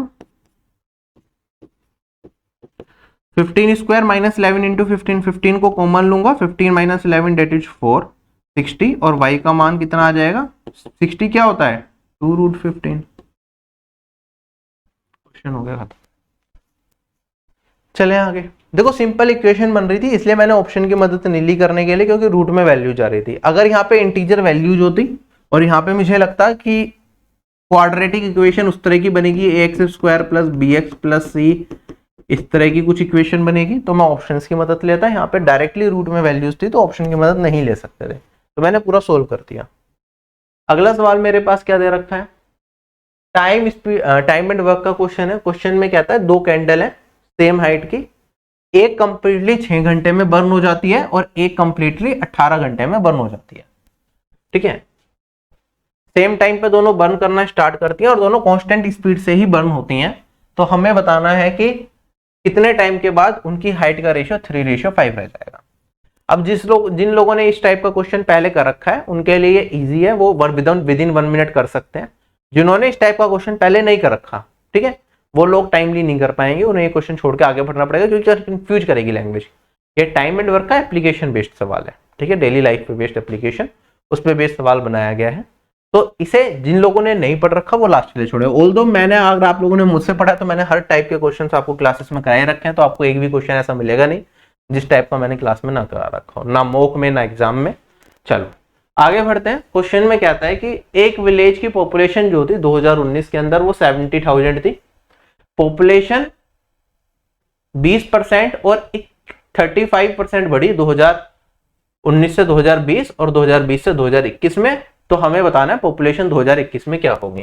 तो सिंपल सवाल है, वन लाइनर, 70,000 पॉपुलेशन थी, पहले कितनी बढ़ गई, आप कहेंगे सर 20% बढ़ गई, ठीक है, तो 120% हो गई।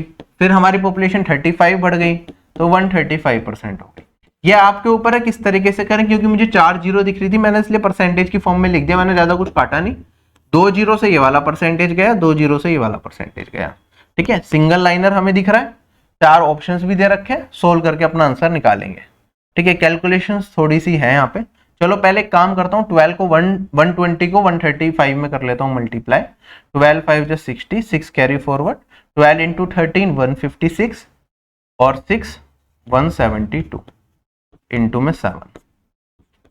ठीक है, लास्ट में 2 जीरो और फिर 7 2 14, सारे ऑप्शन में आ रहा है, कर ही लो कैलकुलेशन।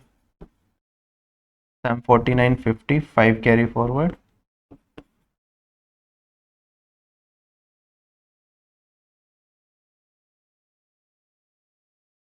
1204। कुछ मिस्टेक है क्या?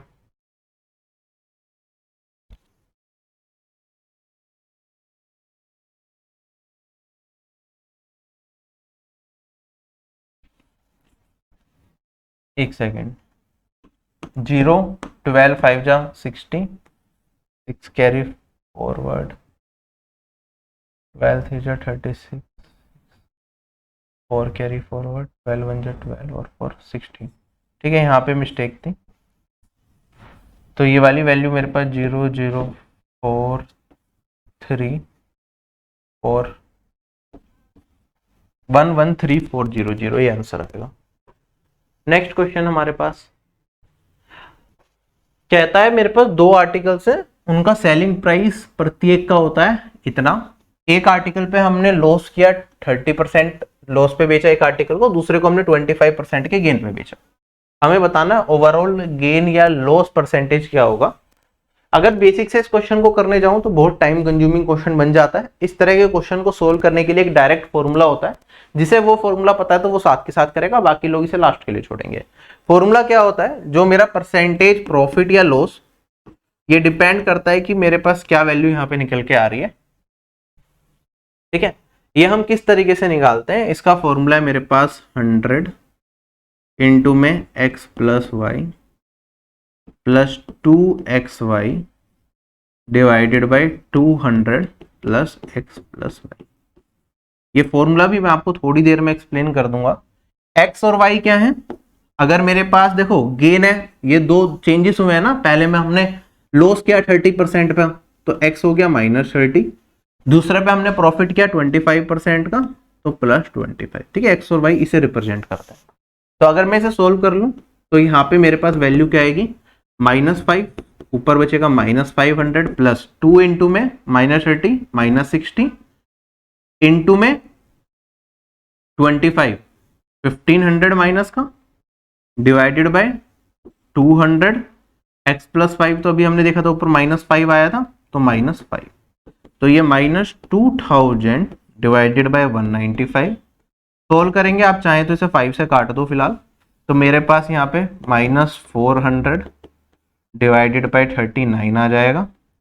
सोल्व करूंगा तो मेरे पास बन जा, फिर मेरे पास 10 बचेगा, फिर 0 लगा दूंगा, 100 बचा तो 10.2 समथिंग कुछ आएगा।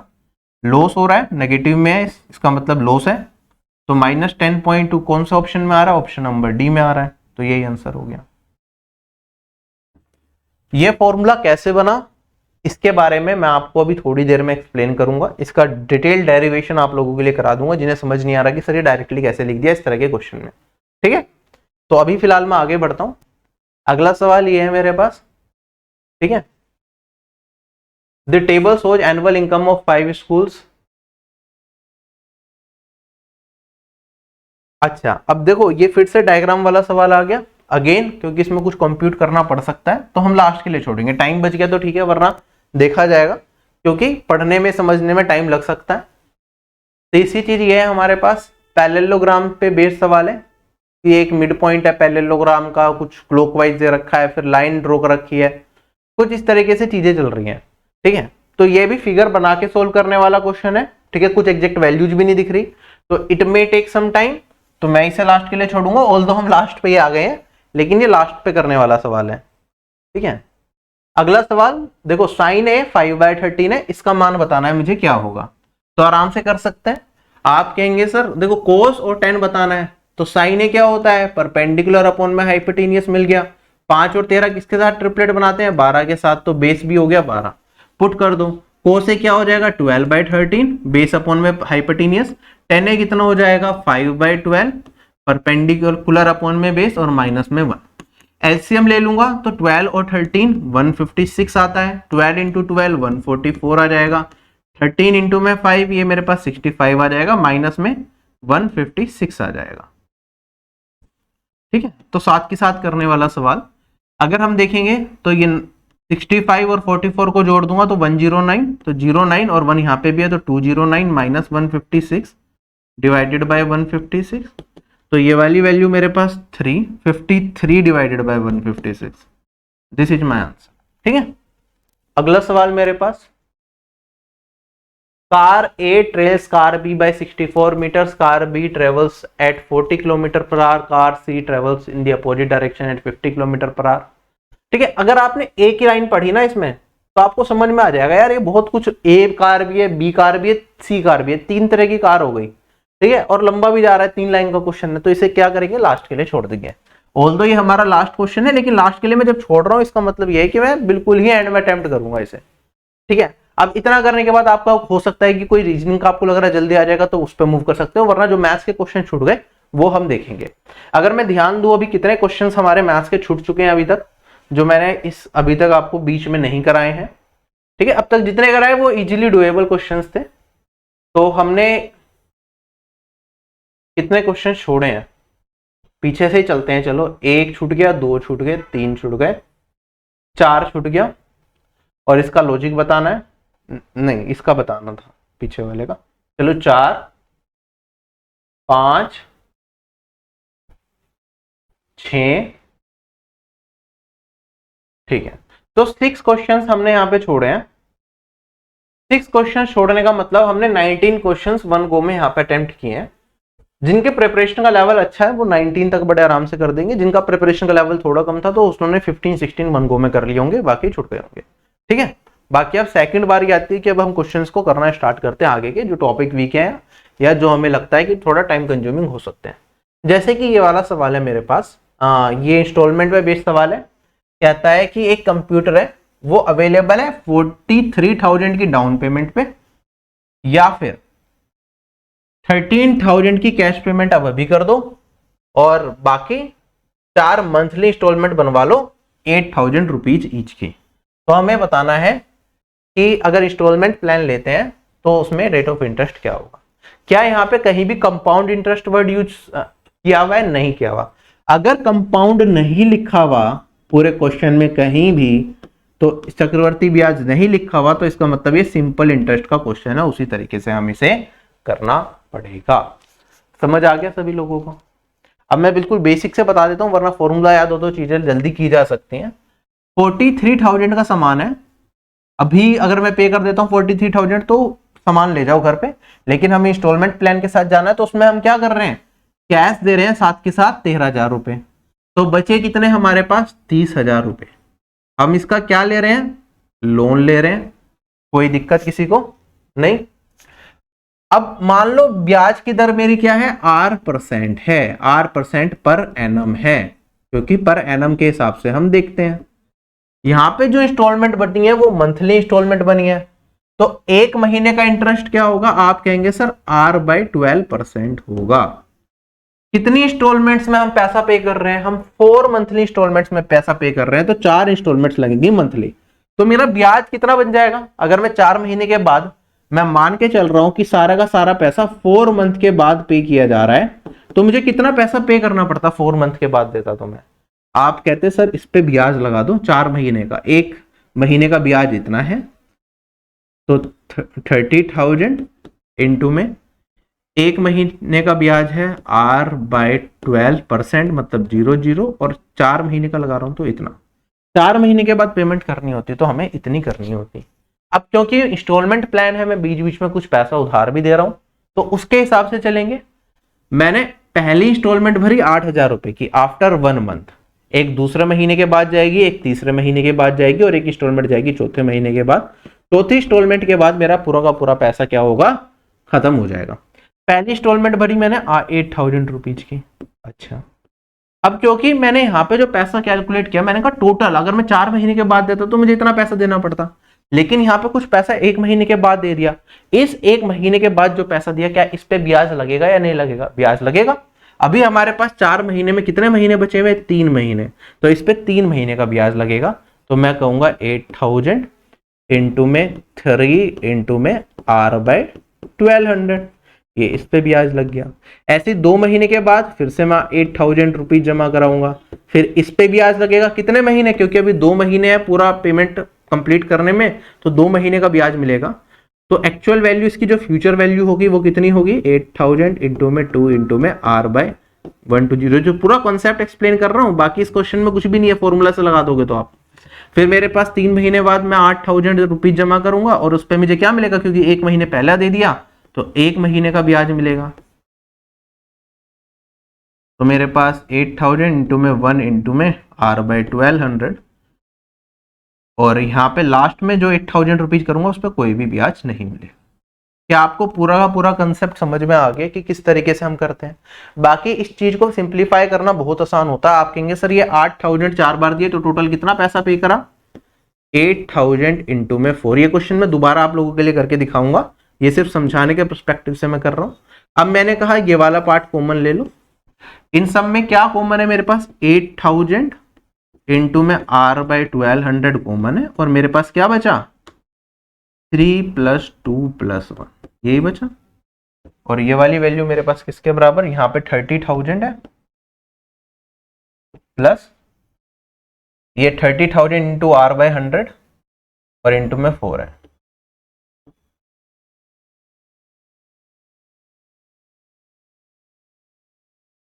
आप देखेंगे, देखो ये 32,000 बना, ये 30,000 बचा, मेरे पास बनेगा 2000। कोई दिक्कत यहाँ पे नहीं। अच्छा, अब इसके अंदर मैं यहाँ पे ये वैल्यू ये वाली है मेरे पास, एक वैल्यू ये वाली है। इस वाली वैल्यू में से ये वाली वैल्यू को घटा दूं तो मेरे पास क्या बचेगा? यहाँ पे R/1200 को कॉमन ले लेता हूं, यहाँ पे मेरे पास बचेगा 30,000 इंटू में 4 60,000, और ये 6 इंटू में 8 48,000, 1,20,000 और यहाँ पे 8 6 48, तो 72,000। यहाँ से काट दूंगा तो ये मेरे पास 60 चला जाएगा, और मेरे पास R आ जाएगा यहाँ पे 2000 डिवाइडेड बाय 60, ये 0 से 0 कट जाएगा, 200/6 100/3 डेट इज 33 1/3%। ये बहुत बेसिक वर्जन से मैंने एक एक चीज लिख के बताई। अब इसका जो डायरेक्ट फॉर्मूला है मैं वो आप लोगों के लिए अगर इंप्लीमेंट कर दूं तो हम किस तरीके से देख सकते हैं इस क्वेश्चन को, फटाफट से वो देखिएगा।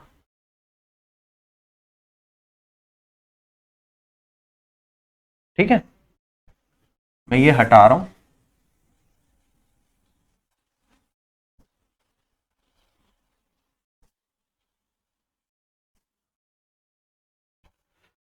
देखो टोटल पैसा कितना है? 30,000 है।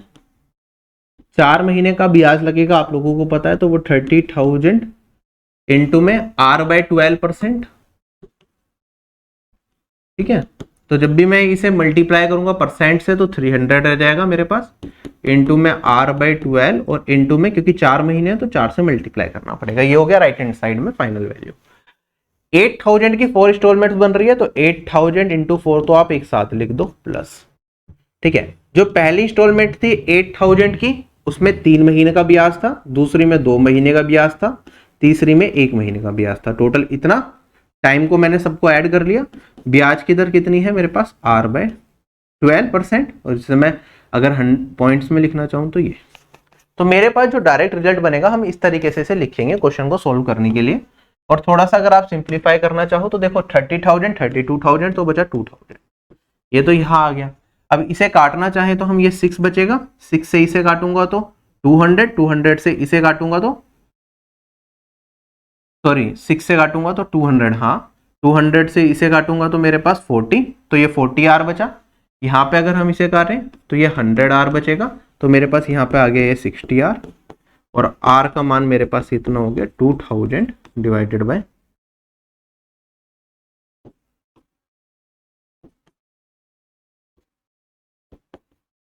ठीक है, तो this is the way that this is the way how we do this type of questions in the examination. आप इस तरीके से देख सकते हैं। चलें क्या आ गया?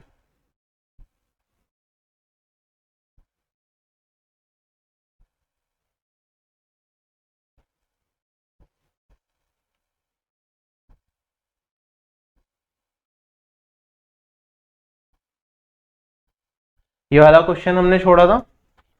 क्वेश्चन में कहता है कि इस टेबल को ध्यान से पढ़िए और जो क्वेश्चन है वो बताइए आप क्या होगा। ठीक है,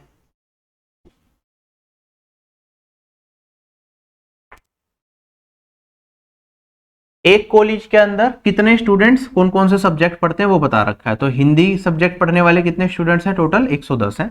बाकी ये बता रखा है कि इन 110 स्टूडेंट्स में गर्ल्स की परसेंटेज कितनी है और बॉयज की परसेंटेज कितनी है।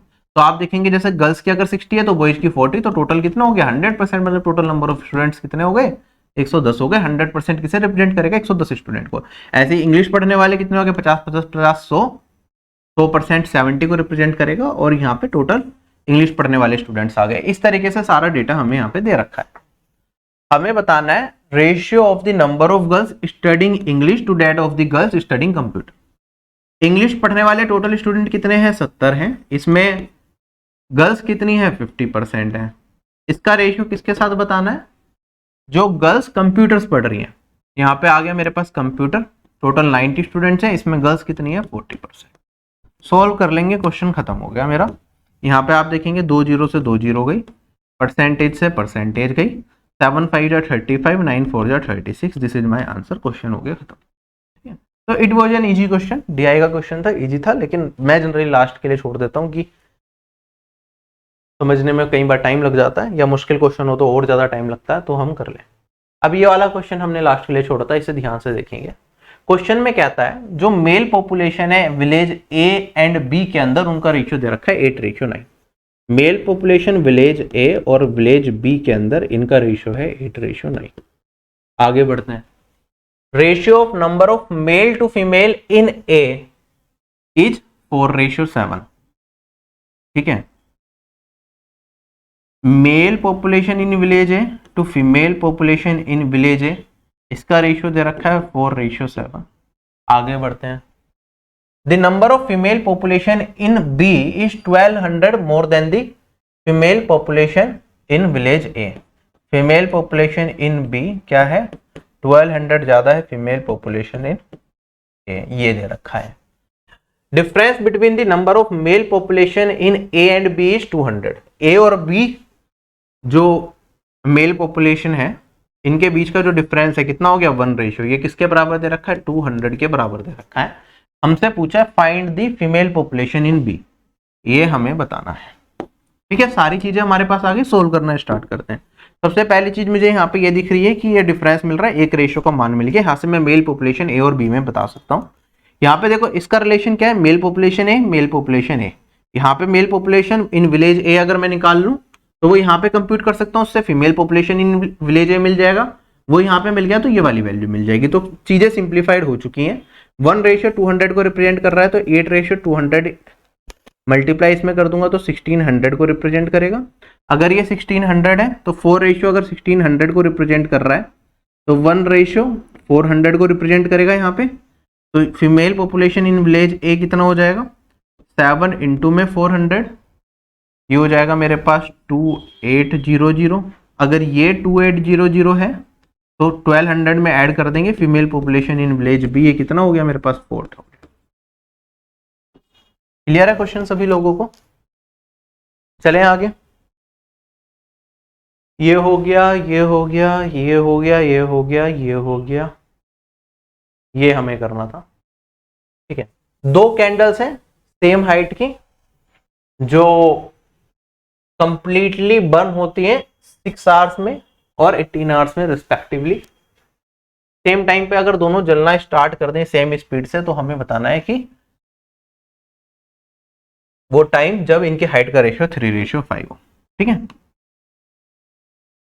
मैंने मान लिया पहली कैंडल है ए और दूसरी कैंडल है बी। कितने टाइम में ये पूरी की पूरी खर्च हो जाती है? पहली कैंडल 6 घंटे में खर्च हो जाती है, दूसरी कैंडल 18 घंटे के अंदर खर्च हो जाती है अगर मैं उसे जली भी छोड़ दूं। दोनों कांस्टेंट रेट से बर्न होती हैं। ठीक है, आप ये बताइए अगर ये टाइम है, इन दोनों कैल्शियम में टोटल वर्क मानता हूं, ये मैंने मान लिया 18 हो गया। क्या मैं इनकी हाइट को 18 मान सकता हूं या नहीं मान सकता? आप ये बताइए मुझे।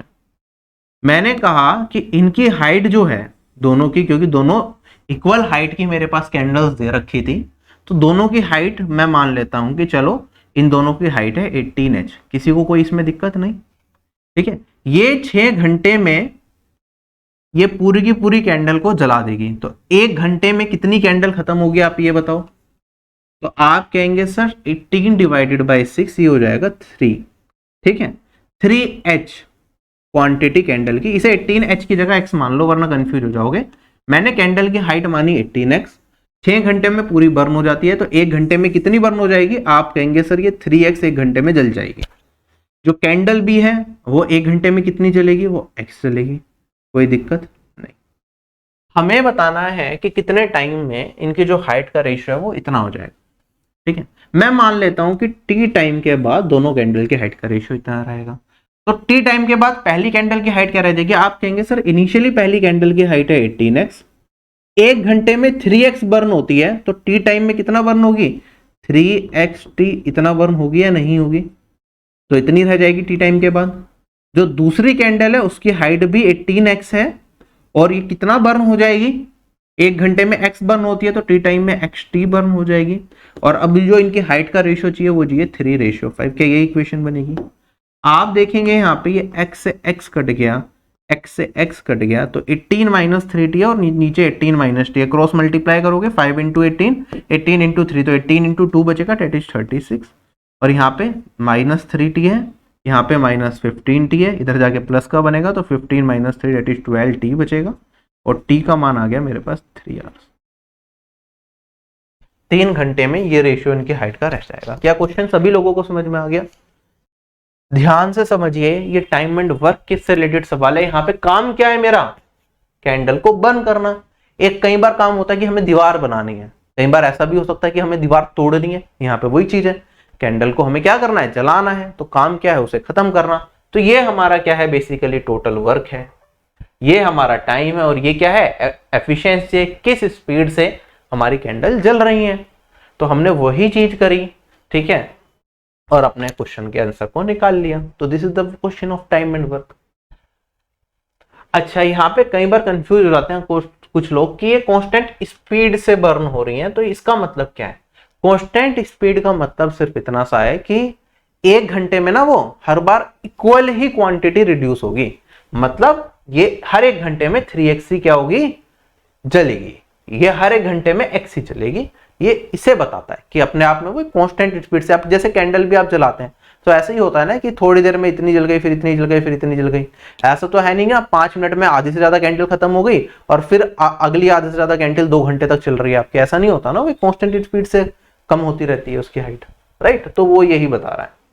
तो क्वेश्चन हो गया हमारा खत्म। आगे मैं अगले सवाल पे चलता हूँ, ठीक है। इसलिए मैंने कहा था जिसे आता उसके लिए आसान है, जिसे नहीं आता उसके लिए दिक्कत है।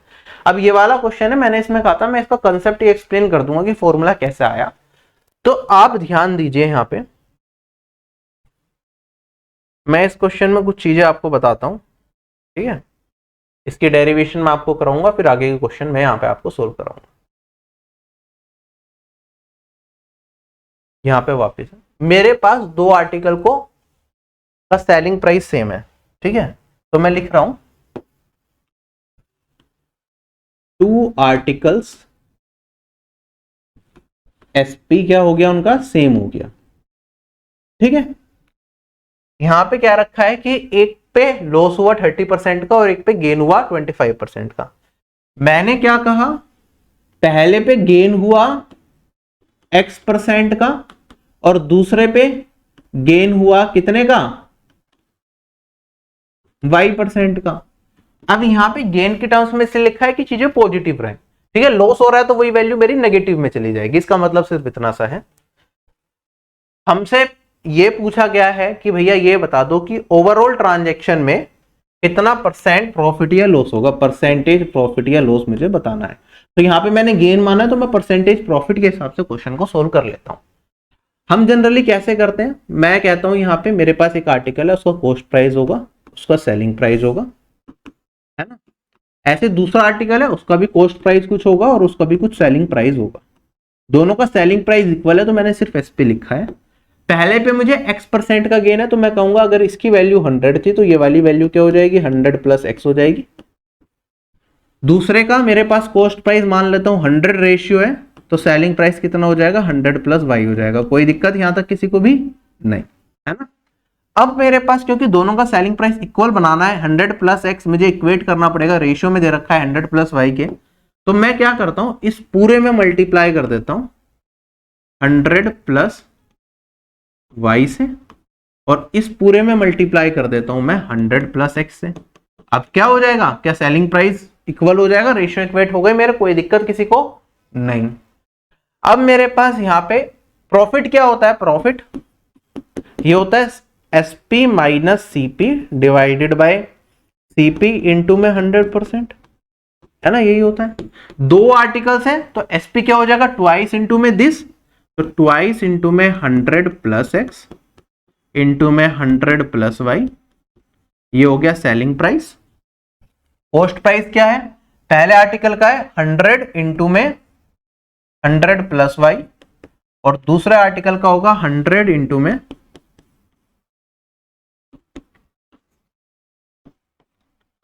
100 प्लस एक्स, यही होगा डिवाइडेड बाय कॉस्ट प्राइस, वही आ जाएगा मेरे पास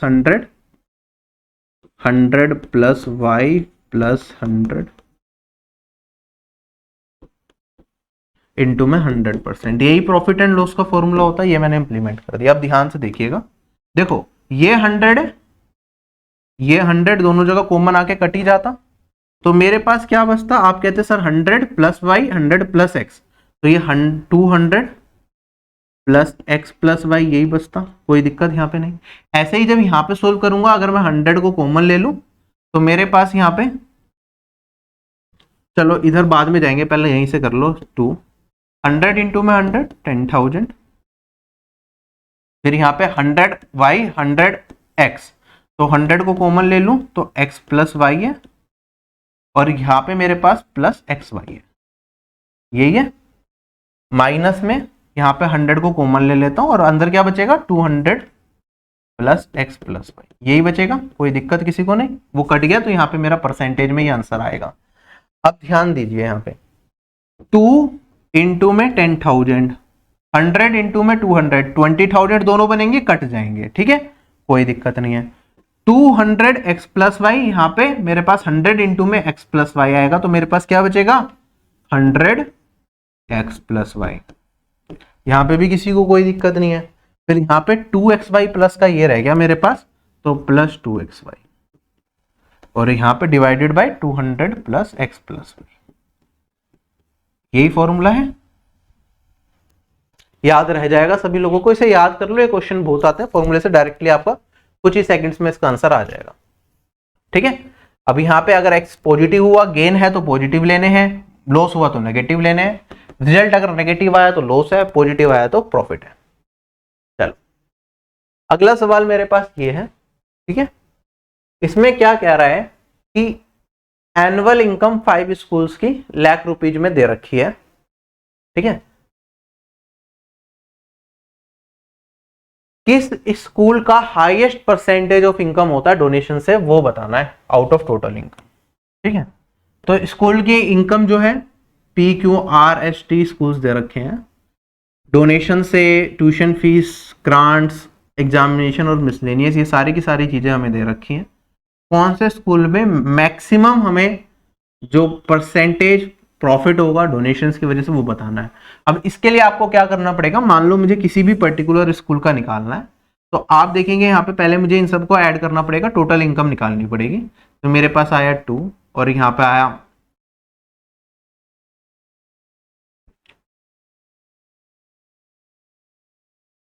एक सेकंड, 14 20 40 50 792, ठीक है। तो परसेंटेज डोनेशन अगर मुझे पी की निकालनी है तो वो आएगी 140 डिवाइडेड बाय 792 इंटू में 100%, वैल्यू निकालेंगे, फिर आप आगे बढ़ेंगे, फिर इसका सम करेंगे, फिर इसमें देखेंगे क्या आया, फिर इसका सम, फिर इसका सम, इसका सम। तो हमारे पास ये कुछ कंस्ट्रेंट्स बन रहे हैं जिससे हम इस क्वेश्चन को सोल्व करेंगे। तो इसे सोल्व कर पाना it is a time consuming process, आपको एग्जैक्ट वैल्यू भी नहीं निकालने, आप इससे भी रफ आइडिया लगा सकते हैं कि लगभग कितना होएगा 140 डिवाइडेड बाय 792। ऐसे मैं इधर सोल्व करूंगा, फिर इधर इधर इधर इधर, चारों तरफ मुझे करना पड़ेगा। जैसे यहाँ पे आ जाएगा 4, यहाँ पे 6, 7 और 15, 1 कैरी फॉरवर्ड, 6 और 3 9, 952 में इतना आ गया, तो लगभग ये 25% से थोड़ा सा कम हो गया। फिर ऐसे तीसरा निकालूंगा तो अगेन बिल्कुल लास्ट के लिए छोड़ना है, ये तो करना ही नहीं अभी अटेम्प्ट जहाँ पे मैं कर रहा हूँ। 54,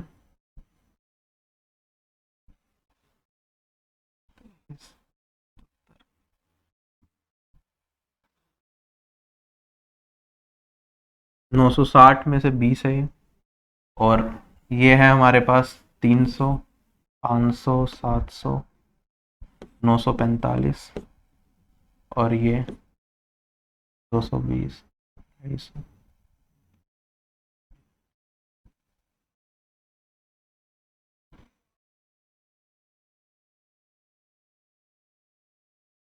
ठीक है, तो इन सब का मैंने सम कर लिया। हमें हाईएस्ट परसेंटेज डोनेशन बतानी है। आप ध्यान दीजिए, ठीक है, ये 140 बहुत छोटा सा नंबर है 790 के कंपैरिजन में। ठीक है, तो ये वाली वैल्यू मेरे पास जो वैल्यू आएगी, ये मतलब इसका 20% से भी कम है। ठीक है, अगर मैं 700 मान लेता तो 20% आता, मुझे ये 800 है तो 20% से कम है ये वाली वैल्यू, ये मुझे दिख रही है। ठीक है, रेफरेंस के तौर पे मान रहा हूँ। ये वाली वैल्यू 25% से थोड़ी सी कम होगी, एक रफ आइडिया ले रहा हूं मैं। परसेंटेज क्यू का मान इसके कंपेरिजन में कितना होगा। अगर इसका देखूंगा तो ये वाली वैल्यू मेरी 20% से थोड़ी सी ज्यादा होगी। ठीक है, ये वाली वैल्यू देखूंगा तो 945 में 300 है, तो ये वाली वैल्यू 30% से ज्यादा होगी। अगर ये 1000 होता तो 30% बनता, ये 30% से ज्यादा है। और ये वाली वैल्यू को मैं देखता तो ये वाली वैल्यू भी मेरी 20% या उसके आसपास कहीं रहेगी। तो ऑप्शन नंबर मेरा क्या हो जाएगा, एस सही होगा और बी इज करेक्ट। तो पूरा एग्जैक्ट वैल्यू जो निकालनी है हमने रफ आइडिया ले लिया। फिर भी आप इस तरह के क्वेश्चन में अगर आपके पास टाइम कम हो तो आप इस चीज का ऑब्जर्वेशन से भी, सारी वैल्यूज को ऑब्जर्व करते हुए भी कुछ बता सकते हैं कि मेरे पास क्या क्या चीजें निकल के आ रही हैं। ठीक है, तो आप देखेंगे यहाँ पे मुझे डोनेशन के पर्सपेक्टिव से बताना ना, मैक्सिमम परसेंटेज डोनेशन से कहां पे आया। तो 140, 250, 220, 300 और 220, इन सब में बहुत ज्यादा गैप है एज कंपेयर टू 300। तो दिस सीम्स पॉसिबल, मतलब ये हमारा आंसर होने के चांसेस हैं। अब डिपेंड करेगा टोटल पे, और अगर मैं टोटल भी देख रहा हूं तो सबका यहाँ पे आप देखेंगे 300, 500, ये 900 के आसपास कुछ जा रहा है। ये वाली वैल्यू भी आप रफली कैलकुलेट करें, रफली देख लें इन पांचों वैल्यूज को। अगर ये सारी वैल्यूज रफली एक दूसरे के आसपास आ रही हैं तो फिर यही आंसर बनेगा। ठीक है, अगर टाइम कम होता तो मैं सिर्फ डिनोमिनेशन वाले पार्ट को देख के एक रफ आइडिया लगा के क्वेश्चन को अटेम्प्ट कर सकता था। अदरवाइज जो बेसिक से करना है वो मैंने आपको बता ही दिया कैसे करना है। ये वाला क्वेश्चन देखते हैं। एक पैरेललोग्राम है ABCD, उसके बी साइड BC का मिड पॉइंट है E, A being the top left hand followed by other points going clockwise। इसका मतलब क्या है, मैं अगर एक पैरेललोग्राम यहाँ पे बनाता हूं, ठीक है, तो ये बनाया मैंने, ए को कह रहा है टॉप में लेफ्ट मोस्ट पॉइंट है, और उसके बाद ABCD पैरेललोग्राम है तो क्लॉकवाइज हमें चलना है। क्लॉक कैसे चलती है, ऐसे चलती है ना। तो यहाँ पे B आएगा, यहाँ पे C आएगा और यहाँ पे D आएगा। इस तरह की फिगर हमें बनानी है। कहता है E मिड पॉइंट है BC का, तो ये मेरा इसका मिड पॉइंट मान लिया E। फिर कहता है D हमने ड्रॉ करी जो AB को इंटरसेक्ट करेगी अगर हम उसे प्रोड्यूस करें F तक। तो मैंने यहाँ पे एक लाइन बनाई ये, और ये ऐसे खींच दी, और AB को आगे प्रोड्यूस कर दिया, तो ये यहाँ पे जाके टकरा गई किस पे, F पॉइंट पे। अब से पूछा है कि आप CD की लेंथ को AF की टर्म्स में बता दो कि क्या होगा, इसके टर्म्स में इस लेंथ को बता दो। चलो सॉल्व करते हैं। सबसे पहले तो आपको ये समझ में आया ये वाली लेंथ, क्योंकि ये ट्राइंगल कुछ बन रहा है BF, कुछ ना कुछ मुझे BF के बारे में पता करना पड़ेगा। चलो ये मैंने x मान लिया, तो मेरे को पता है ये वाली दूरी भी क्या होगी, AB भी क्या होगी, x होगी, पैरेललोग्राम अपोजिट साइड इक्वल होगी। BF के बारे में मुझे कुछ नहीं पता, BF को x के टर्म्स में निकाल लिया तो मेरा आंसर आ जाएगा। तो चलो करना स्टार्ट करते हैं। मेरे को पता है ये वाली साइड और ये वाली साइड बराबर दे रखी है, ये वाला एंगल के बराबर होगा, वर्टिकली अपोजिट एंगल्स हो गए। अच्छा, क्या ये वाला एंगल अगर मैं बीटा मान लूं तो ये वाली लाइन इस वाली लाइन के पैरेलल है, तो ये वाला एंगल और ये वाला एंगल क्या ये कोरोस्पोंडिंग एंगल्स बन जाएंगे, ऑल्टरनेट इंटीरियर एंगल्स। अगर लाइन को एक्सटेंड कर दिए तो दिख गया आपको ऑल्टरनेट इंटीरियर एंगल्स वाला पार्ट।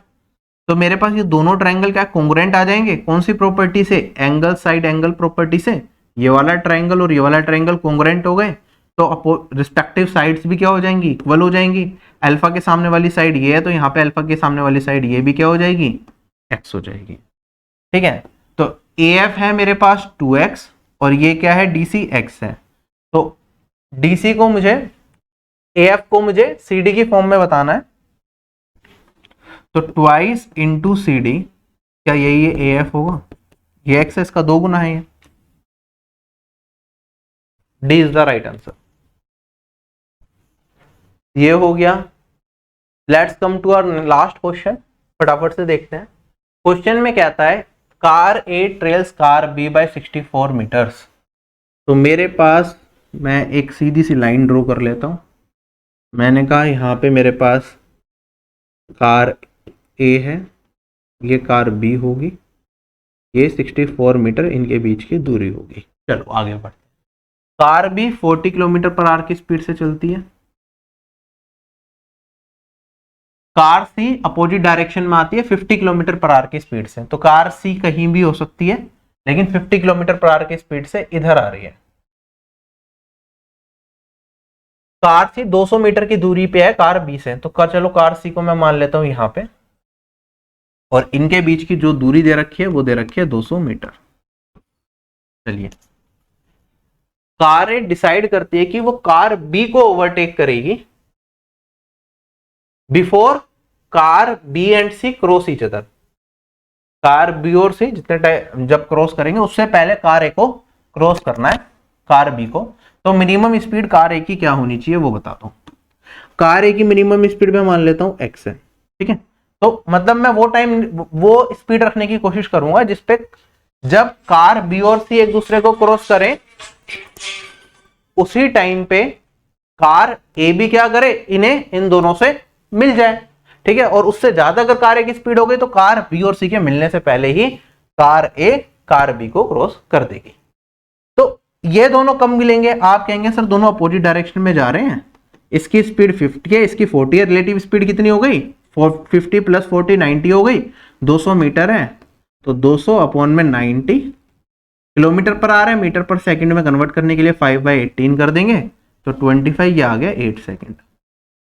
8 सेकंड के बाद B और C क्या होंगे, आपस में मिल जाएंगे। क्लियर है?